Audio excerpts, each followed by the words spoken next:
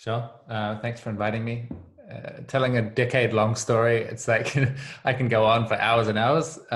Maybe I'll try and put in some useful bullet points. So my accent, that's a good place to start. I'm from New Zealand. That's why I speak this weird kind of English. But it's a particular kind of New Zealand accent because I've been traveling for a long time. So I spent about 4 years on the road with my partner, Nati. And now we've temporarily settled in Italy. So I'm this kind of weird in-between person that lives in lots of different places. What else is useful to know about me? I grew up in a very small town, outside of a very small town in a very small country at the edge of the world, and on a farm and in a fundamentalist Christian church. So that's an important part of like how I show up in the world, I guess, is that background. And yeah, the church left me behind in my sort of around when I was about 20. I got excommunicated. So that's another important part of, I guess, of the story for me.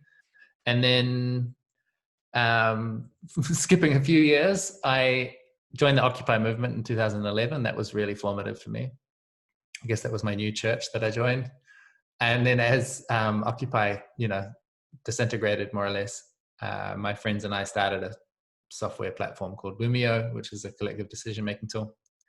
And did about 5 or 6 years of being super committed to that startup, like just all of my energy, trying to cultivate an amazing team, building an amazing product, and doing it in a way that really encapsulates some essential values about how I see the world, how we as a team see the world, and trying to do something radically positive, trying to do something that's critical of capitalism but still participating.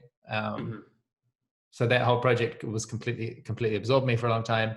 And then towards the end of that sort of 5 or 6 year period, I started to get more curious about what else is there beyond software. Like I have a vision for how the world could be more collaborative, more participatory, more equitable, more dynamic, creative, liberating, all these things. And we were, started with making software to help that project along. And then at some point I started to go, well, what else is there that's not software that would contribute to that vision? And so then Nati, who I mentioned, we started another company called The Hum, which is a small consulting training company. And we're like management consultants for non-hierarchical organizations, which is kind of a paradox, but we're going into teams that are trying to work without traditional top-down hierarchical management system and supporting them to work through like what are the bugs, troubleshooting the bugs of decentralized collaboration.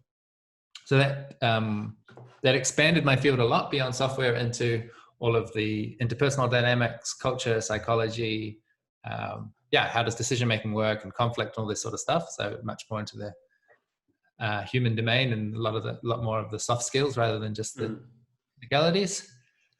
And then the last couple of years, what I've had increasingly putting more and more of my focus and energy on is a project that's come to be known as Microsolidarity. And that's, I guess in a way, it's turning into a framework. I hate that word framework, but here I have possibly invented one, unfortunately. But it's a collection of methodologies for community building, essentially.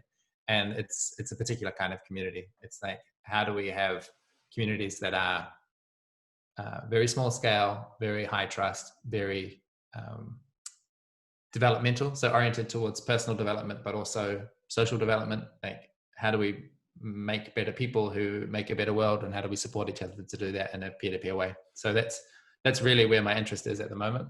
And I think that's some of the useful bullet points of the last decade, and I'm happy to flesh out any more detail on whichever one. I guess before we dive into the Microsolidarity and I guess some of the more recent stuff, I think I'm just curious about how your involvement in the Occupy movement and social justice kind of evolved, and because it's been a bit of a journey for you, and I think that from I follow you on Twitter and I've listened to you in a few of the podcasts. There's definitely been you've changed your perspective on things.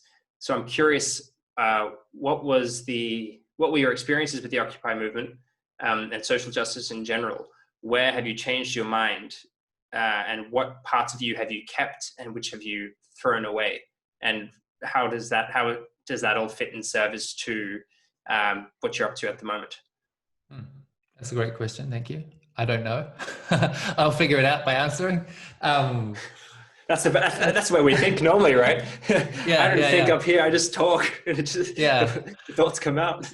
So when I arrived in Occupy, I really didn't have much exposure to activism or social justice or critical theory or Marxism or anarchism or anything. Like I didn't really have much exposure to this way of thinking. It's like I had my quite cloistered religious past, and then I came out of the church and studied engineering at university and didn't really have much in the way of political consciousness.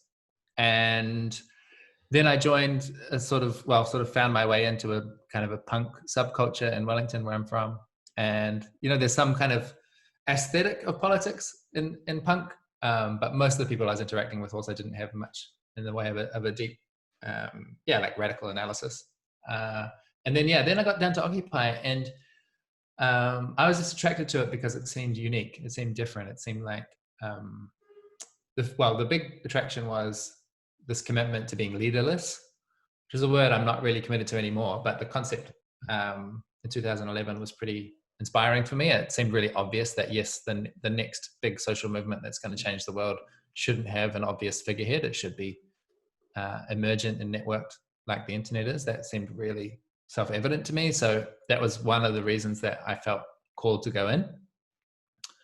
And participating there was this experience of like genuinely listening to other citizens for the first time. That was the main activity, was especially in our process of general assemblies. And when we started, like we were doing 2 general assemblies a day. So morning and night, somewhere between 50 and 200 people would sit down in a big circle in the city square and have a conversation about whatever was, whatever mattered to them. And some of those were really kind of abstract or philosophical. Some of them were sort of about what the government is doing and what policies are. And some of it was very practical about like, we've got this little village. How do we make sure people are safe and that they're fed and they've got shelter? And all of these different issues across this massive different scale were being discussed by a large group of people who started out being strangers and over time started to weave a collective identity together and build a collective position on what's happening in the world and what do we think about it and what are we doing. And that whole process was so transformative. It's really, really difficult for me to explain to someone who hasn't been through something like that what kind of impact that had on me. And it was just it's kind of like listening boot camp, like because we did most of our organizing through consensus process. That's just really about, you've got to listen to all the different perspectives and do a kind of creative synergy to try and come up with proposals that satisfy everyone. So now that I've heard all of these different perspectives on, how do we feed people, for instance, or like, what are we going to say next time the news cameras come down? Like that's a kind of question that we could spend 3 or 4 hours talking about and try to come to a consensus position. Like, okay, well, it sounds like based on what you're saying, it's really important that we represent such and such point, and there's such a extraordinary creativity involved in creating proposals that satisfy this diverse large group of people.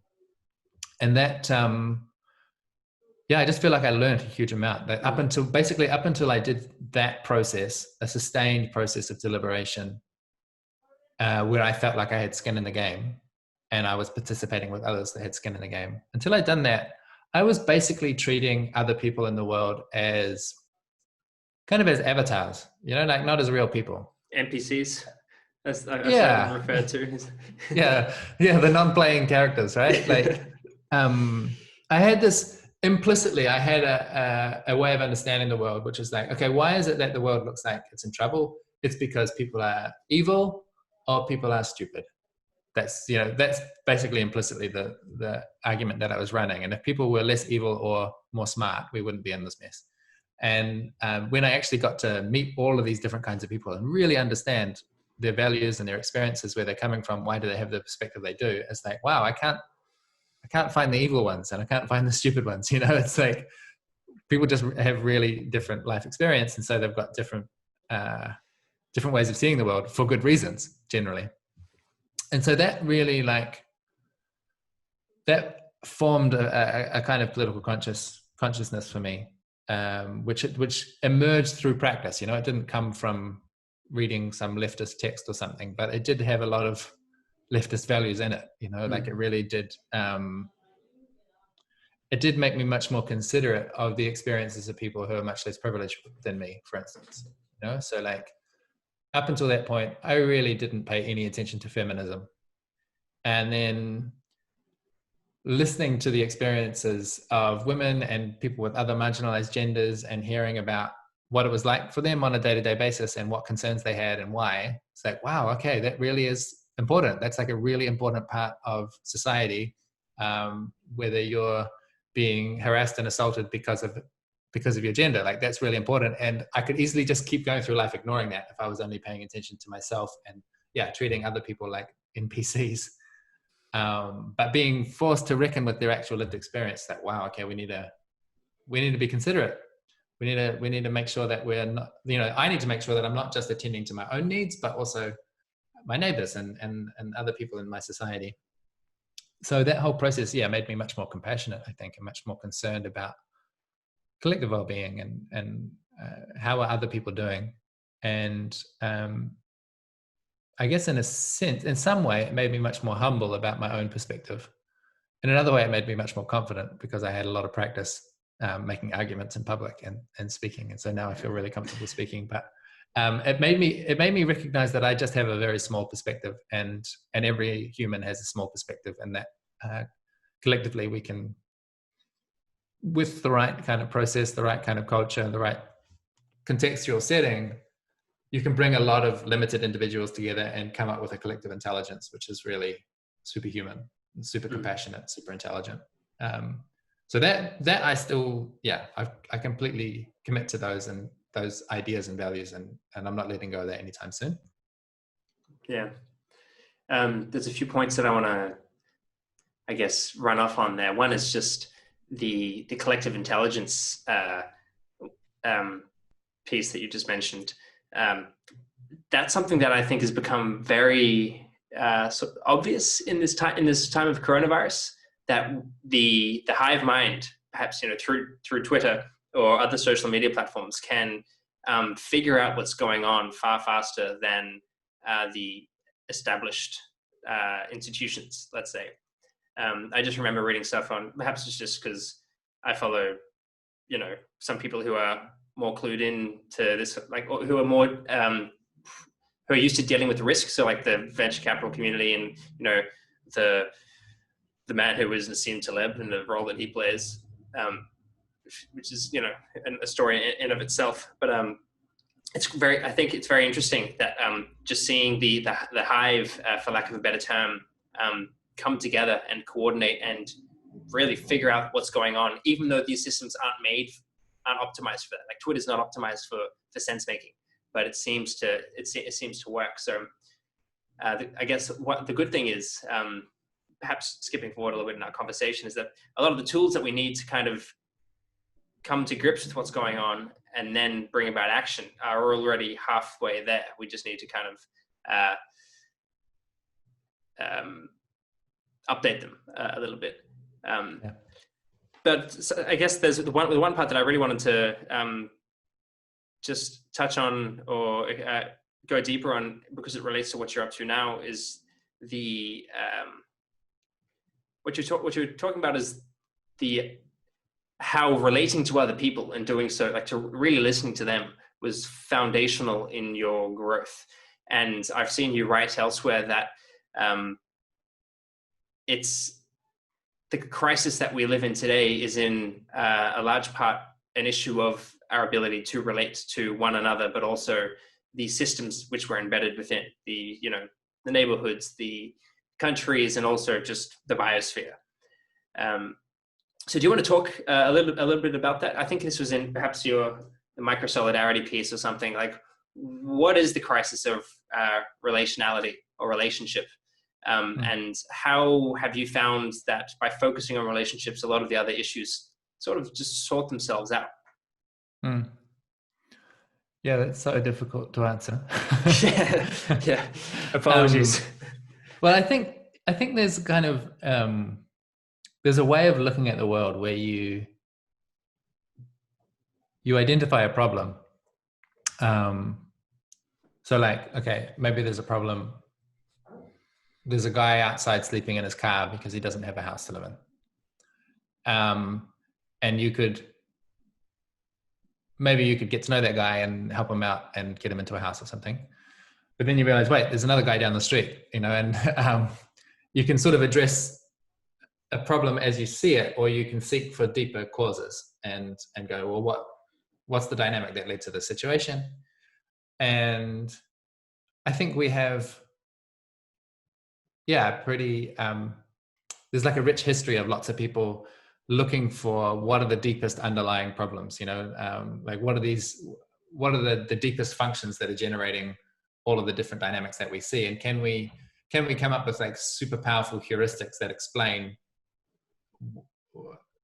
like an oak tree starts out as an acorn and it doesn't have that much information in it, but it turns into this massive thing. Like, can we articulate what are the attributes of some of these seeds that then produce this complex emergent societies that we live in?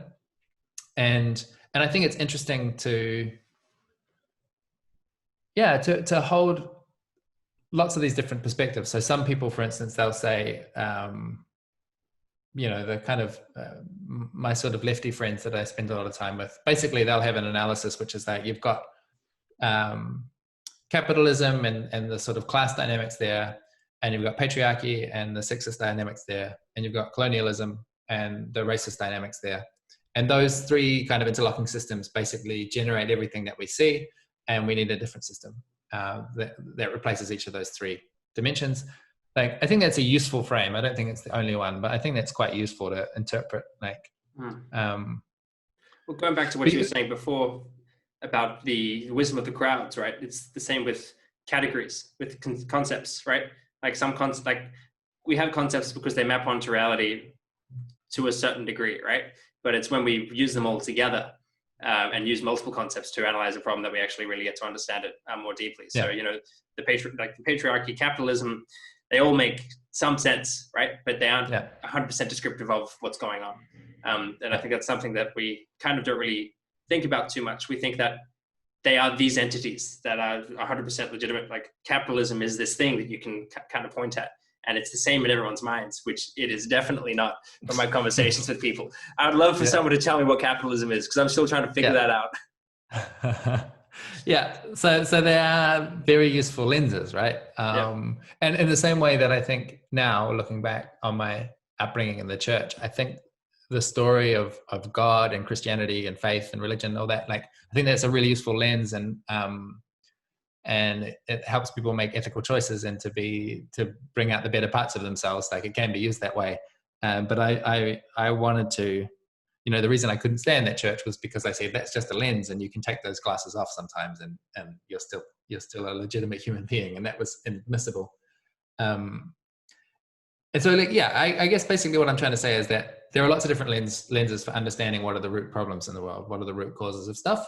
And the one that I'm most drawn to at the moment is basically I'm inheriting from Riane Eisler, who's, I just think, such a brilliant theorist, and somehow, I mean, she's very influential, but also somehow overlooked in a sense, or like, she's kind of, I guess, coming from a second wave feminism, and now everyone's into third or fourth wave feminism, and I'm like, can we just go back to that bit there? I don't think we fully got the point before we moved on. And her point is looking at what do the very small scales of human relationship have in common with the very large scale. So, like, what does the Holocaust have in common with child rearing and gender dynamics within a family?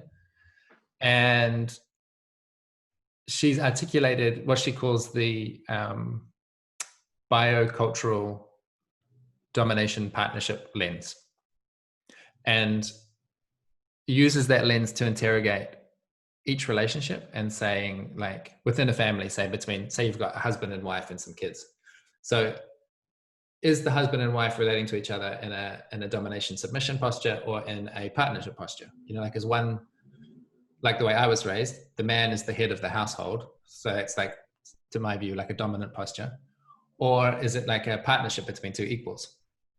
And likewise, the relationship between the parents and the children, are the parents in a dominating, punishing position, or are they in a nurturing, partnering position with the kids? Like that essential, I mean, I've named that as a binary, but it's a spectrum. She calls it a spectrum, so it's like you can be more or less to one side or the other of that spectrum.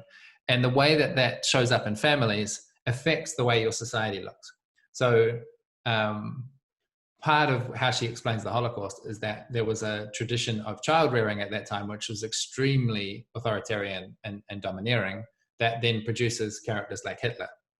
And then having the head of state being extremely domineering and authoritarian encourages more of that behavior in families, so it's this loop between the large scale and the small scale. And she gives really, I think quite compelling historical examples of societies that were organized on partnership terms, where people are relating to each other based on linking rather than ranking. So we're affiliating with each other and finding opportunities to connect and exchange, rather than ranking in a competitive chart of like who's the strongest, who's the fastest, who's the richest, who's the most brutal. And what I get from her is that, like, if we want to have a society which is less about a hierarchical ranking system and more about an affiliative linking system, some of that work happens in our relationships, in our families, in our interactions with our friends and colleagues.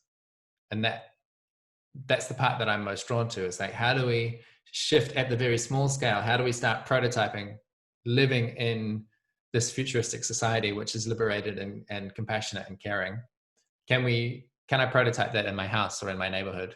And maybe the process of learning how to relate to people in that way will give me some insights about how institutions should be redesigned, or what policy should look like, or what technology we need. That theme, I've heard you in a number of podcasts. We're at this point in time where a lot of people are thinking and talking about reimagining societies and civilizations and all that, and we're all kind of in the drafting stages, and there's a lot of talk going on. But you're saying the talk is great. We know what the goal may be, but we have absolutely no idea if it's actually feasible. Perhaps just try to act. Like you've got a very, very strong bias to action, which I admire, because it's just, it's inherently pragmatic and it's practical, right? It's like, it doesn't matter how wonderful your solution is on paper. If it doesn't work in the real world, it doesn't work. And for things to exist at the scales at which we need them to, like at the global scale, that cannot be imposed top down, because it just won't work. So we need these grassroots emergent civilizations to take shape. And I guess you're in the process of exploring what these micro communities might look like and how they would contribute to that greater whole. Would I be right in saying that? Yeah. And part of it is about, establishing these micro communities in the hopes that they might, I could imagine that they kind of federate and create this distributed, kind of a non-state kind of nation or something. Like, I could dream about that. But even well before that stage, there are a lot of people who are committed to a life of contribution. They want to make a positive difference in the world, and a lot of them are isolated and they're not resourced very well, and they're operating in a pretty fragile posture. Like that they're going against the flow and they don't have tons of support. And I just want to get those people to be plugged into a system where they experience that, belonging, that deep psychological need of belonging, of being seen, being heard, feeling like you're part of something that's meaningful, and people care about you, and they're going to notice when you don't show up, and they're going to check in with you, and that sort of thing, as well as the practical support that someone's going to care if you lose your job, and they're going to help you strategize, and they're going to loan you money, or they're going to find opportunities where you can collaborate to help with your livelihood as well. Like, I think if we can get more of these sort of, change maker types, these people that are committed to making positive difference, if they could be more supported, we're more likely to get to a positive future, regardless of if it looks anything like what I have in mind. Like if they're more supported, probably good stuff will happen. Yeah. So how does that take shape in the world at the moment? I know this is sort of what you do with Enspiral. Yeah. So Enspiral is the, I guess it's my prototype that I'm looking at. I want more of those things to happen. So the part of my introduction that I skipped was like between Occupy and Loomio, there's Enspiral, and Loomio being the small team of started with 6 people, but it started inside of a bigger thing called Enspiral, which was it's always fluctuated between 100-200 people, and that larger container, that community, that network of a couple hundred people is the most extraordinary incubator for things like Loomio to happen. So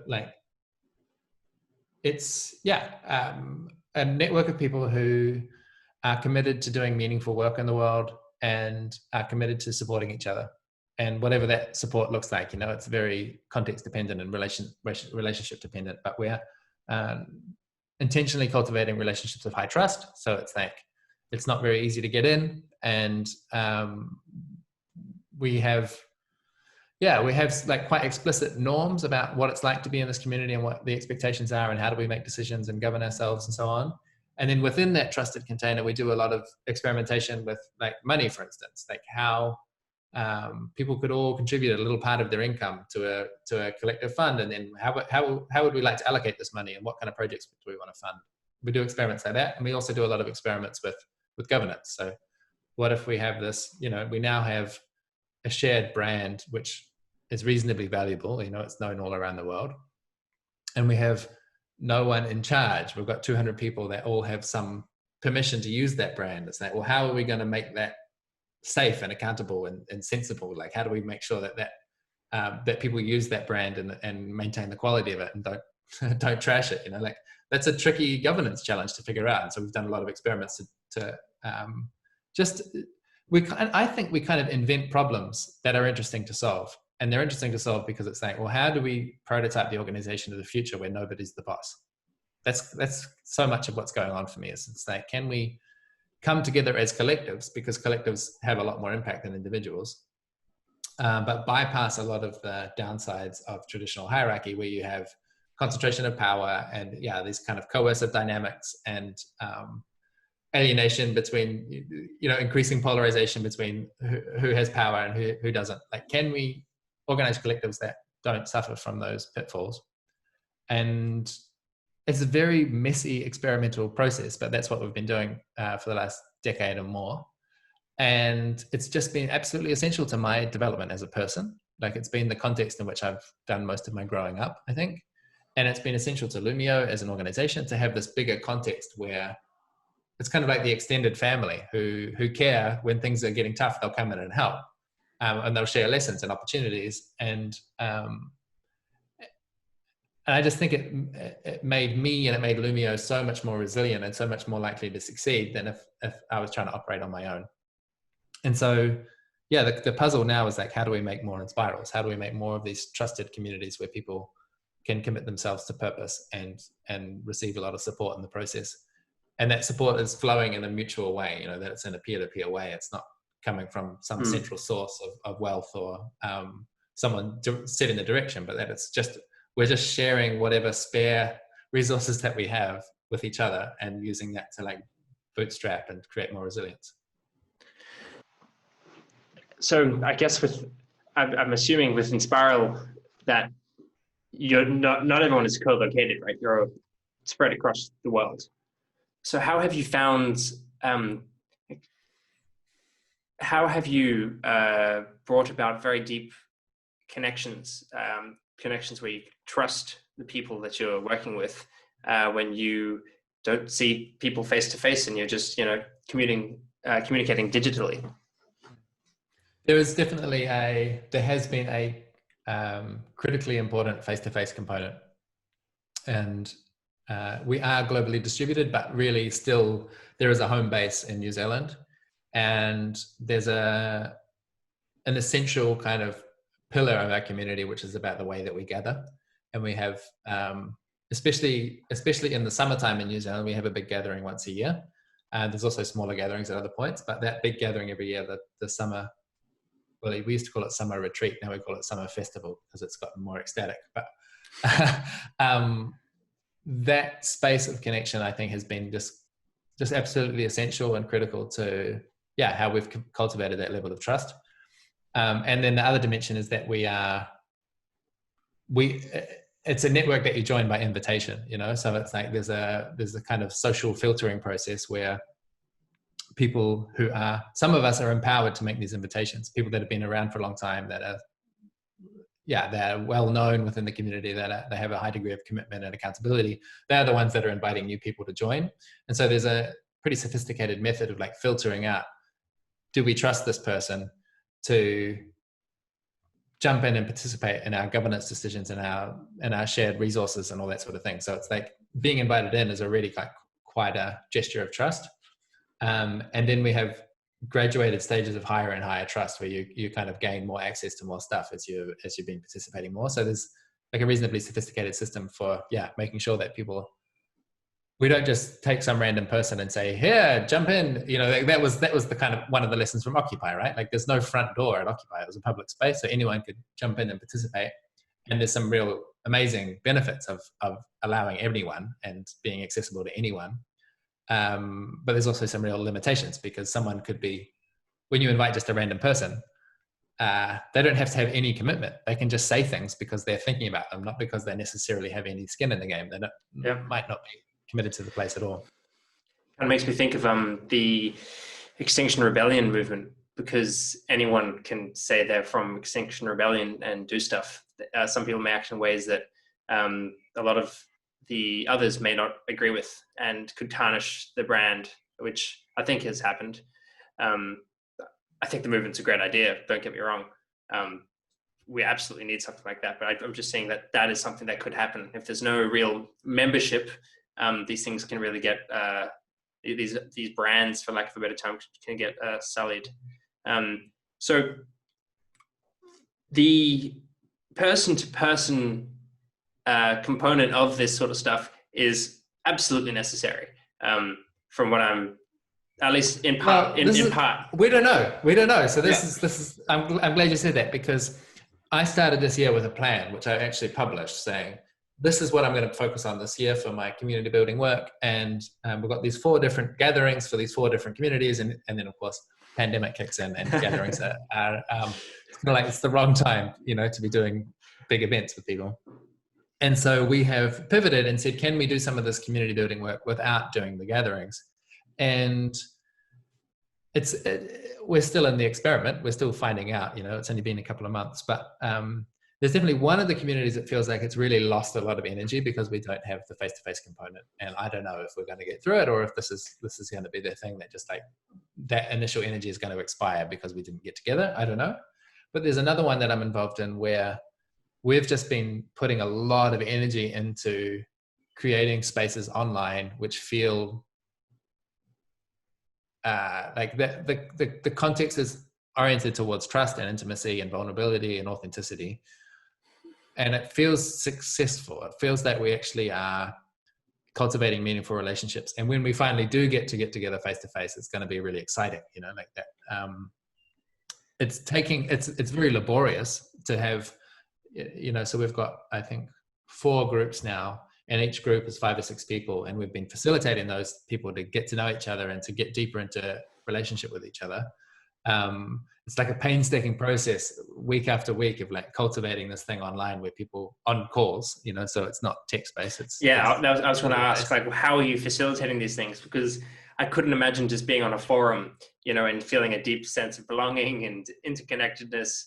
Like someone liked my post, like, I mean, even that text layer though, so like my experience on Twitter is there is this kind of cloud which feels like I know some of these people. They feel like they're becoming my friends.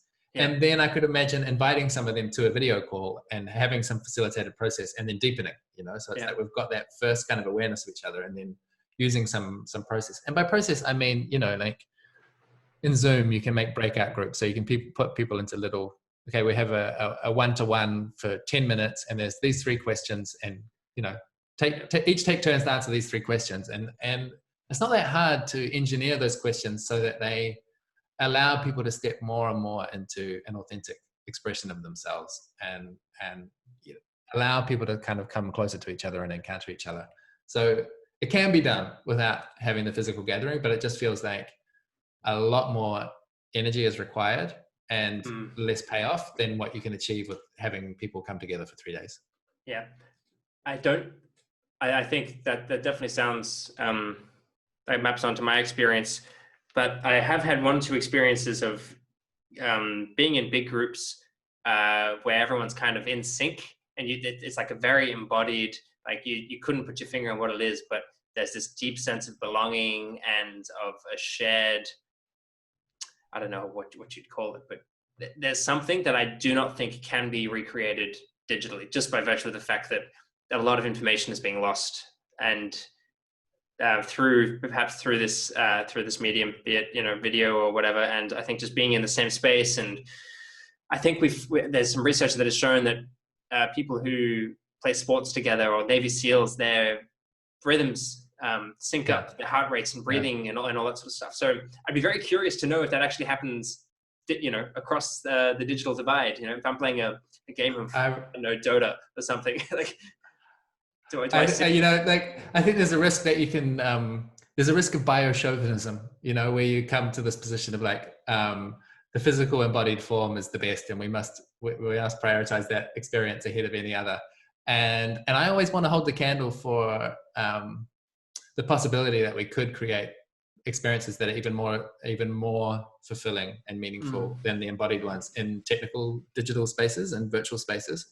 I believe it's possible. I mean, like, we've been running these programs, what we call the Microsolidarity practice program, and it's usually like 20, 25, 30 people, and they'll meet over a series of calls and do a lot of relational practices together.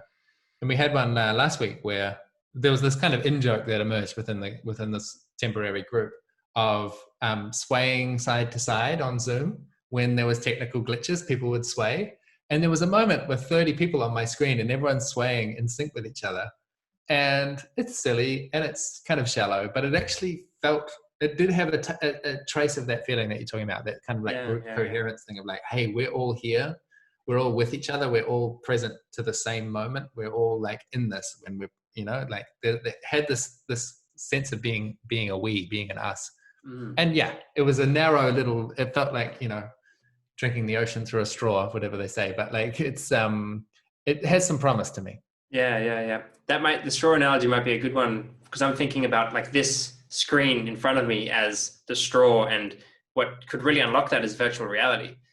That's when we may really begin to feel that we are present with everyone else there. If we can, interact and we can see movement, and maybe with some really cool AI and webcams, my avatar face can be animated in real time with my facial movements. I think that could really help us and just help connect. But there's just, I see that we have this very pressing crisis, the collapse of the biosphere and the human problems that it could bring, right? It's not just about the natural systems that support life collapsing, but it's what that could do to the established powers, and if everyone's trying to fight for their own, to save themselves, what that could do. And I feel that we need to kind of fast forward this. We need to speed up how we can actually bring about these really, these local groups that can really get on with one another, create positive local change, and do that across the world. Does that? Yeah, I'm not fully convinced about anything that involves speeding up, like, because that implies, it implies that you've got some that your human mind can wrap around some kind of projection of what rate change is currently happening and what rate it should be, and if we just turned up that dial, then then we'd have the change that we need. Like, I don't really see it that way. Like, that was part of the inspirational part of Occupy for me, was like, it came out of nowhere. There was no sort of like pre-existing plan, or there was no committee organizing that. It just suddenly, in hundreds of cities around the world, there were these camps and people were having a shared experience without anyone telling them to do it. And there was kind of like it's really hard to identify any signs leading up to that, like where that change came from. It just the time was right, the conditions were right, the right sort of memes arrived at the right moment, and it was quite a significant change for a lot of people. So I now have, I really believe in basically, what do they call it? Punctuated equilibrium. You know, that you reach these moments in history where everything just changes overnight. Like, I do believe that can happen. And well, we're living through it now with the protests in the US, right? I think it was the straw that broke the camel's back. I don't think it was people being sick of lockdown. You know, I think people just were sick of seeing the same things repeat time and time again. And before that as well, you know, just the pandemic, like teaching us about what exponentials actually feel like. You know, it's like imperceptibly gradual and then overwhelmingly sudden, and you don't notice when you've crossed that knee, you know, when it takes that corner, until suddenly it's like, wow, this is everything's different. So I'm not really in a go faster mode. I'm actually in a go slower mode. I think I'm at least oriented towards the possibility that that a lot of change could manifest from pressing pause. You know, that we like find a way to practice. Like, what I'm trying to do in any conversation is to show up and be an avatar of peace. You know, like, can I just be here in this present moment and not be frightened or aggressive or craving or aversive, or can I just be peace? And I find it easier to do that the more I have other people reflecting that back at me, that they're willing to just like slow down, be with this moment, be present, be compassionate, be caring. Like, can we ease up? And I think there's a huge amount of potential energy in the act of pausing, you know, like just taking that breath. And that's the opposite of accelerating for me. Yeah. I've been threatening for a while to start a startup decelerator. You know, like, get all these innovation people and put them in New Zealand somewhere and say, like, your job is just to slow down, just to like inquire into your deeper motivations, just to cultivate meaningful relationships, like just to slow down on all this action that you think you need to be executing at such a high It'll pace. Probably create more useful or successful startups, because I think a lot of startups fail because the founders just don't get on, right? So if they actually took some time to just figure out how to coexist and solve problems, you know, solve interrelational problems, like not the business problems. I think the business problems are the easy problems, right? It's like dealing with the people. Yeah, that's where the real challenge lies. Yeah, that's an interesting point about like slowing down and how it might be. Well, I guess in many ways it may be necessary to actually cultivating these deep relationships. When I was saying speeding up, I was just thinking like the trend that we're on. For one, we shouldn't even believe the stats or the predictions, right? Because all our models are wrong, and we have no idea about how these things work. Right?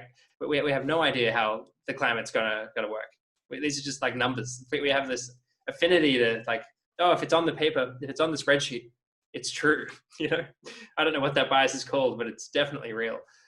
So we should be hyper conservative where these things are concerned, because we are observing some things like, you know, 40% of insect species are threatened with extinction based on their, I can't remember what it was, but they're threatened with extinction. A lot of animals are threatened with extinction, and we know that we're embedded within the web of life, so we should really pull back.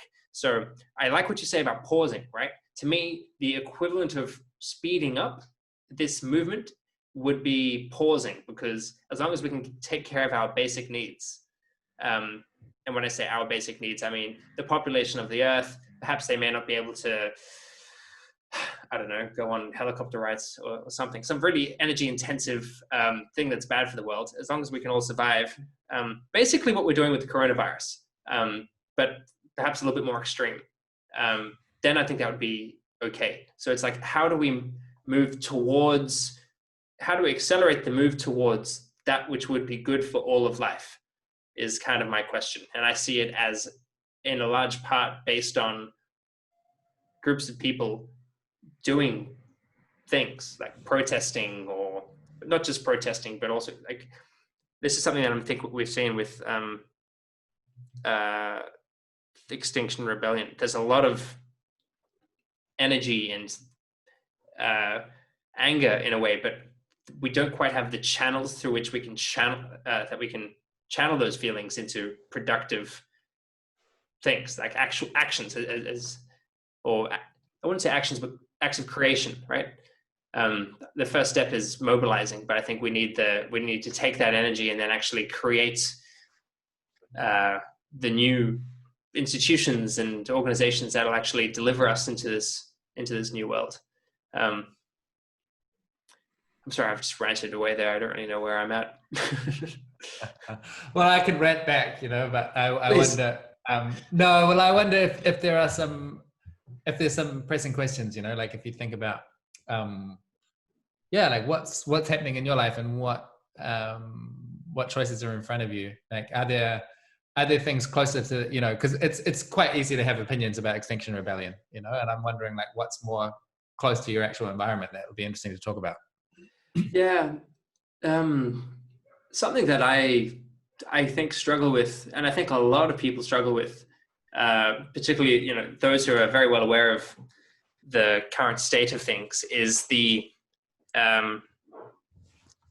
having to just do what people term the game A life. Go to work, make your income, pay off your debts, or just play the game that has been given to us for the past century or two, right?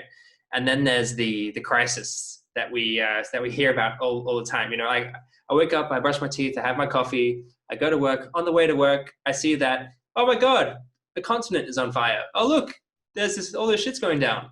And then I'm like, oh well, back to work. And then I just go through my day, and then I go home and I think, oh well, we should really be working on solving these problems, right? And that kind of just keeps on going.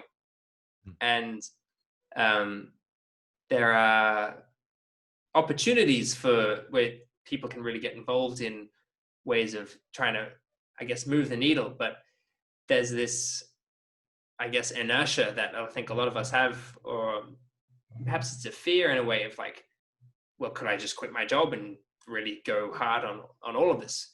And I think for a lot of people, the answer is just a flat no, because they've got kids, they've got people relying on them. I think the perpetuation of a lot of what we see, of a lot of the problems that we have, is just that people have responsibilities and they need to feed their families, and they need to do certain things, and they actually don't quite have the freedom to really act in ways that are in coherence with, I would say, their integrity. And I think that's causing quite a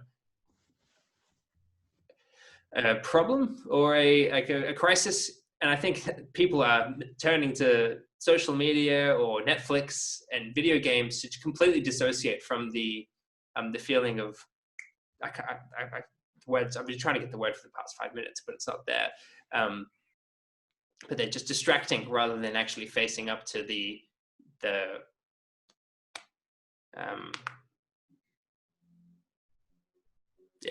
word's not there. Anyway, so I feel that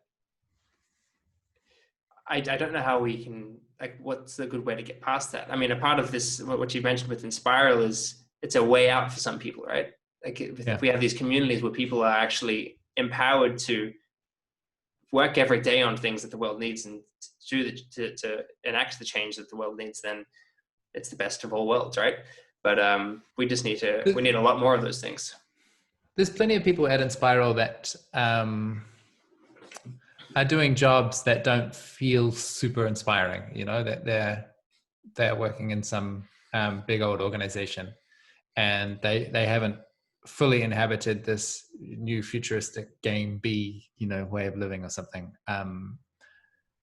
So it's not like an all or nothing thing where you have to go from, I'm doing this, like I'm distracting myself, or I'm plugged into this web of obligations which I can't escape, and then I quit all of that, and then I'm in this new world. Like that is very risky, and I wouldn't recommend it to most people. But I think there's a very long transition that's available, and one of the first steps is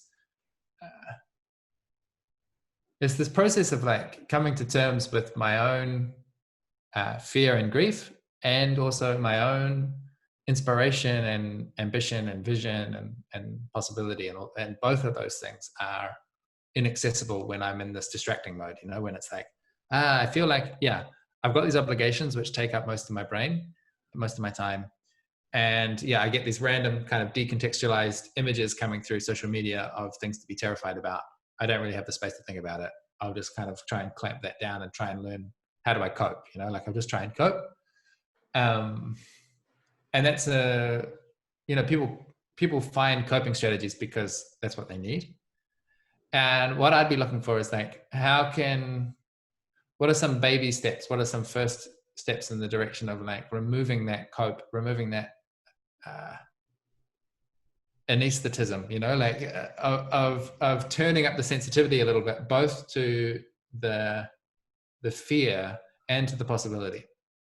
And I can't really do that on my own. I have to do that in company. I need to find other people that are, you know, first I need to be, my process was, this was kind of a lot what happened at Occupy. It was like meeting other people who also, I mean, in 2011 at Occupy, it was the first time I said out loud that I'm fearful of the collapse of human habitat.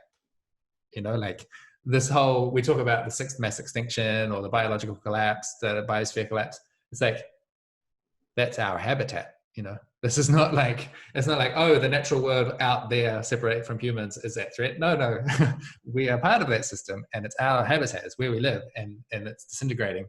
And I'm fearful that we're extinguishing our habitat.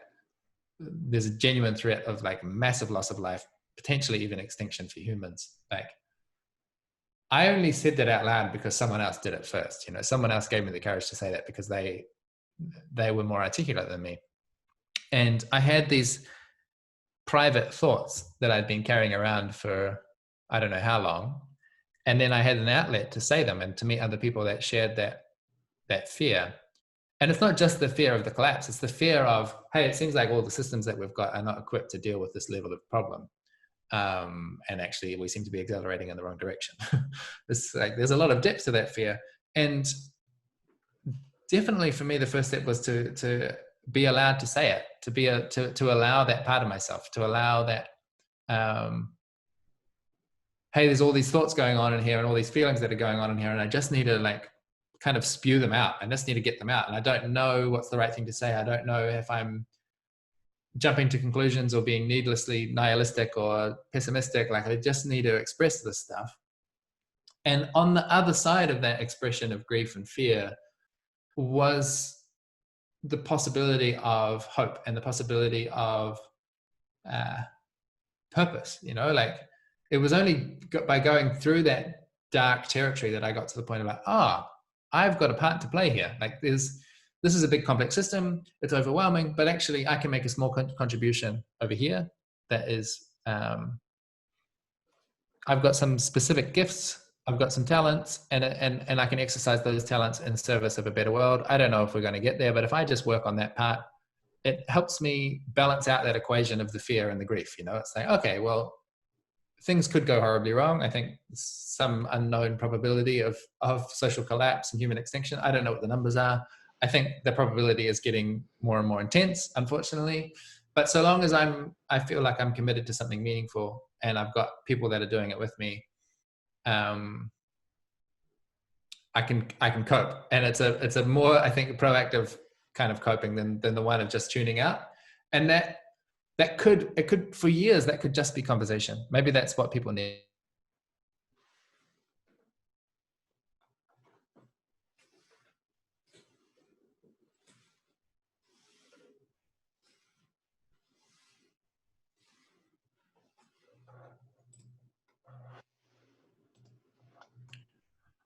I just dropped off my Wi-Fi for a second. Yeah, it was a little. My Wi-Fi gives me these reminders every hour or so to just like have a few moments of pause.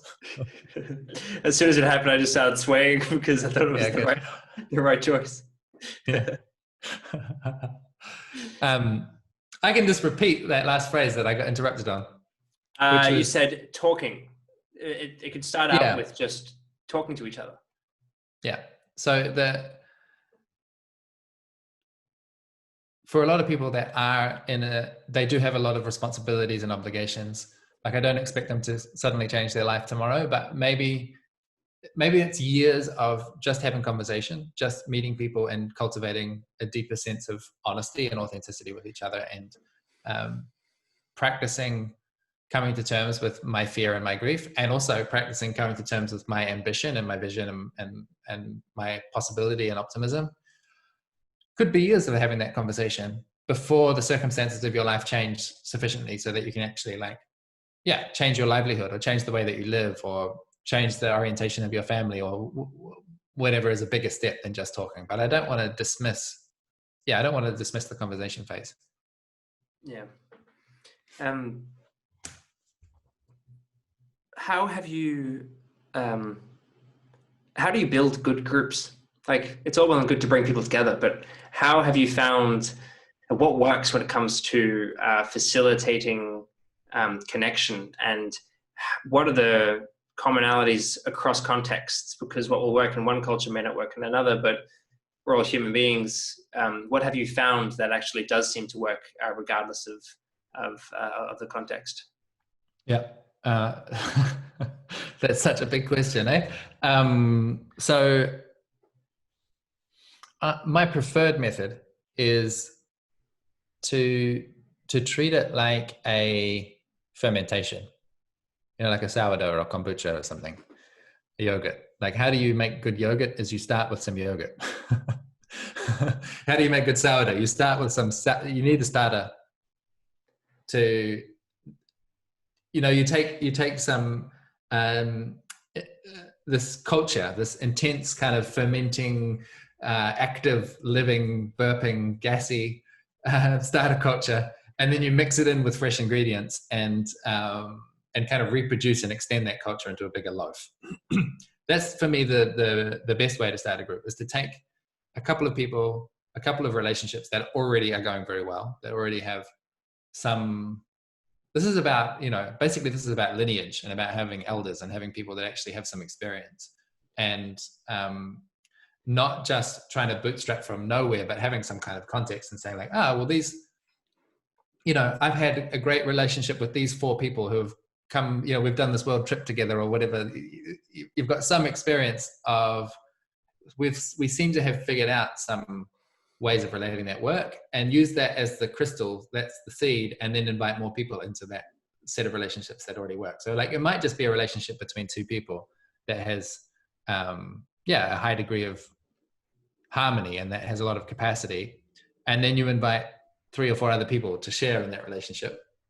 That's one way to do it, like to find an elder, to find someone who's got a lot of experience and say like, can you help us get started, and what do we need to be paying attention to? And because it's like, I can tell you I can sort of write the textbook and say, these are the things that you need in your group. But so much of what you need is subtextual, like it's not the stuff that I can just explicitly tell you. It's these moment by moment gestures that help people to settle and feel like they're part of something, and that they're being heard, and that they matter. Like, a lot of the stuff is happening through physical gesture and, the way that you maintain eye contact or don't, those sorts of factors. So there's one answer, which is like, find someone who knows what they're doing and orient around them. Then you've got the problem of like, okay, but are we going to put them on a pedestal and treat them as the guru? Like, no, don't go that way either. So that comes with its own challenges. And then the other approach is more like, I think it's probably more relevant to most people, is that they don't have that elder. They don't have this person where they're like, I can orient around them. Then there's this bootstrapping practice, and that's been what I've been. You asked like, what are these commonalities that emerge? That's what I've been putting a lot of research into, is discovering many different groups that are trying to organize in a peer-to-peer, horizontal, in a set of relationships of mutual aid rather than a top-down control system. Meeting with lots of these groups and saying like, what do you all have in common? What are the struggles that tend to trip you up? What are the big obstacles in the path? And I've seen a lot of commonality across very different contexts, and that's what I've been collecting as what I call the patterns for decentralized organization. And this is my unfinished book, which is available online. And it's also the I work love I'm doing that. with my Unfinished. So like, can you just talk for a minute about that? Like you're in the process of writing it, but it's public? Yeah, well, it's just, I feel like a very accomplished blog post writer. Like I really know how to take an idea and put it into a package of 2,000 words or 5,000 words and get that out and have it be meaningful and people recognize something and they get some meaning from it. But that's quite a different skill from writing a book. And I don't really know how to write a book, but I know I've got at least a book's worth of information that people want to know about. And so I've started the process and written the first draft and published that and said, at least I'll get this out of the way because this is a start. and I hope to improve it with the feedback of readers. And at some point I'm hoping that I'm going to develop book writing skills, and then I'll come back and like actually flesh out this draft and make it great. And I don't know when it's going to happen, but in the meantime, like here's the main ideas are there. It's just kind of messy. Yeah. And if someone wants to give you $1 million,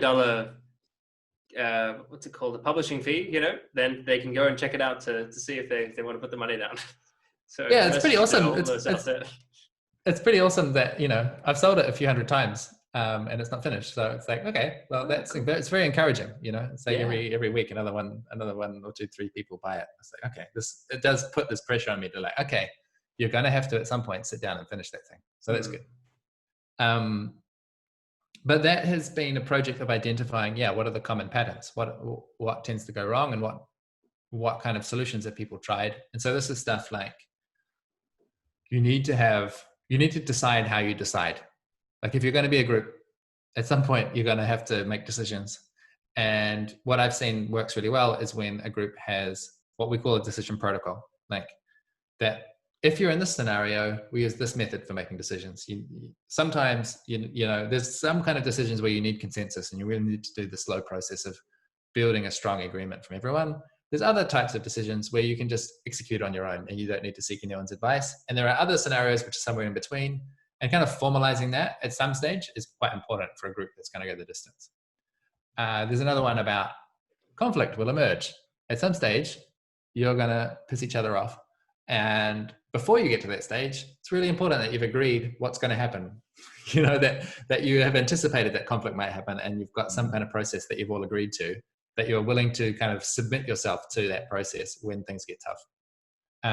Accountability, like a lot of the stuff, it's independent. I feel like I'm independently discovering what Eleanor Ostrom wrote in her, the eight principles of commons management.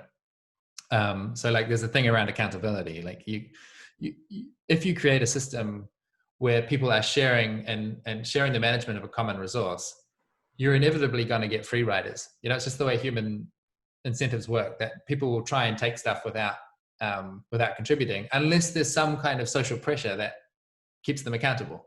So you need to have a system which is like anticipating that free riders could emerge and supporting them in a constructive way to be good citizens, to be good participants in the commons, and make sure that they're contributing at least as much as they're taking. So there's a bunch of these kind of patterns that we've identified. So that would be the other place to start. Like if you don't have this kind of lineage that you can lean on and say, oh, this is a great thing and I just want to take a part of that and reproduce it. The other approach is to, read the book, or like we've got an online course now as well, which you can take the course, and at least that'll give you the priorities. Like these are the things that you should be watching out for as your group matures. Make sure you've got a decision process, make sure you've got a conflict process, make sure you've got, like these kind of individual points. But you've got to, I think the right organizational structure is unique to the group. Like it's unique to your context, your relationships, your intentions, your history, all that sort of stuff. So I can't tell you what the right structure is, but I can say like, these are the things that tend to go wrong. So make sure you're attending to those. Yeah. You brought up something at the beginning that I think is really important. And it's this notion of intergenerational breakdown. How we don't really have, or in a lot of groups, there's no representation of people at different age groups. And that particularly older generations can provide a hell of a lot of wisdom in a variety of domains. Can you talk on that, and what are your observations, and perhaps what have you seen in organizations where everyone's the same age compared to when there's just quite a collection of age ranges. Yeah, I mean that's one of the reasons I think that that our team with Loomio survived through the conflicts and challenges of being a new team. Was one of our team members I regarded as an elder, someone that had been there before, or someone that I in a way, it's kind of like the first mentor that I recognize. I may have had other mentors earlier than that, but I can't really put my finger on. But this one, Vivian Maderborn, she was, I don't know, a generation older than me, or maybe even more. And I could see something about the course of her life that I wanted to emulate. So like she had this radical activism past, really doing edgy stuff, and then she matured into working in organizations and did some really impressive social enterprises and some work with big NGOs in New Zealand, and developed.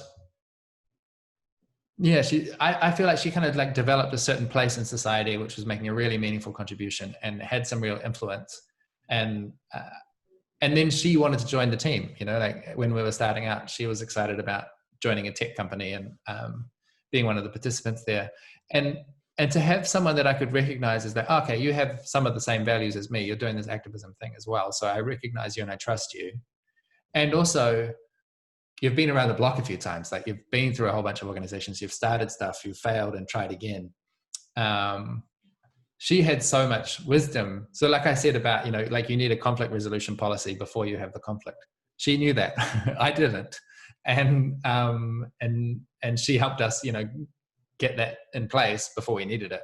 And she anticipated a lot of those kind of needs, I think, and helped us pay attention while we had the good relationships to establish some of these processes, which then helped us navigate when things got tough.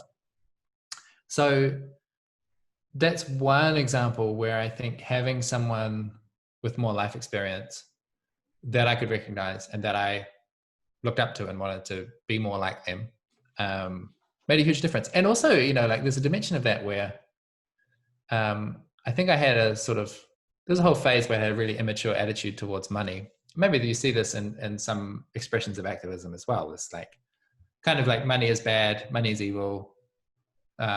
We should repel money. And that was another thing that I got from Vivian was like I thought she had a really healthy attitude towards money, and she's the kind of person that can command a really large salary, but she's generous and oriented towards the common good. She's not selfish. She's not just like trying to accrue as much profit as possible for herself or something like that. And to see someone that, like, again, I recognize your values and trust you, and you can make a decent chunk of money and do something good with it. It's like, I hadn't seen that before. I just hadn't had an embodied experience of that. And that made a huge difference to me. It made me more able to engage with that and be like, okay, I can earn some money and do some good with it. I don't have to just be repelled and repulsed by it. One way that I like to see money is it's analogous to, it's like human energy. It's energy for our societies, because where money goes, things happen, right? For a business, if there's no money, if there's no energy, if there's no food coming in, you die. And if you get lots and lots and lots of energy or money, then you can do lots and lots of things with it. But it's fundamentally necessary, for better or for worse, at least for our societies. And I think I see businesses as just problem-solving engines or entities, and money is just it's just a tool that they use to make it happen. And I look at Elon Musk as the first man to spring to mind. I think he's actually could win a Nobel Peace Prize because of the stuff that he's working on, trying to save the planet through various means, and he's doing all of them through a private enterprise. So yeah, I think a reframing of money in business is quite important, because a lot of the discourse around companies and corporations and businesses and money is like, corporations are bad. That's that. Whereas I see it in the complete opposite. I see it, these corporations are wonderful things because they solve our problems. However, if they step out of line, if we allow them to act in ways that are, bad for everyone, that's when the bad things happen, like environmental degradation and all of that. But I fundamentally see that as like our responsibility. If these companies are operating within democratic countries, then we shouldn't be letting them step over these boundaries, right? Like, we should be holding them to account. So yeah, I'm writing something at the moment about this, which is why I'm kind of, it's fresh in my mind, because I think of myself as, quite far on the left, but I just completely distance myself, or just do not agree with the this idea that the markets are bad, that the companies are bad. I just see it as like, we just kind of need to tweak how we see these things a little bit. I think part of it is about expanding the definition of the problem space, that it's like, you say they're solving problems, and in a sense, like, we went into lockdown and I wanted to have some exercise equipment in my house, and so I could go online and go, exercise equipment, please. And then there's a company that solved that, that they solved my problem. But they also created a bunch of other problems, for the quality of life for the workers and for the pollution that they put out into the environment. And, there's other components which are not so easily, money creates a very easy thing to pay attention to and to track, and that you can add and subtract, and it's like a universal metric almost. Whereas the things that really matter to people are unquantifiable, and so if you're exclusively focused on this quantifiable metric, you're missing out and not paying attention to the more important stuff, which can't be quantified, like satisfaction, meaning, quality of life, all those things. And so we get so focused on solving these quantifiable problems that we're actually creating a lot of problems in the unquantifiable space. And that's a bigger kind of problem. Yeah. They term it, like economists call them externalities, right? These things that are external, which is the biggest joke. Yeah. So I know we're getting close to wrapping up. What are you really excited about at the moment? Or what do you think requires just a lot more attention that hasn't been getting as much attention? That's interesting. I feel excited about my own stuff, and I don't feel like it needs more attention. Like it's like, maybe this is kind of a lockdown answer. I think, like, I feel like kind of in a bubble and having the same conversation and doing the same thing for a few months. Like, it's just this like in a loop, round, and it's a good loop, and I'm glad to be here.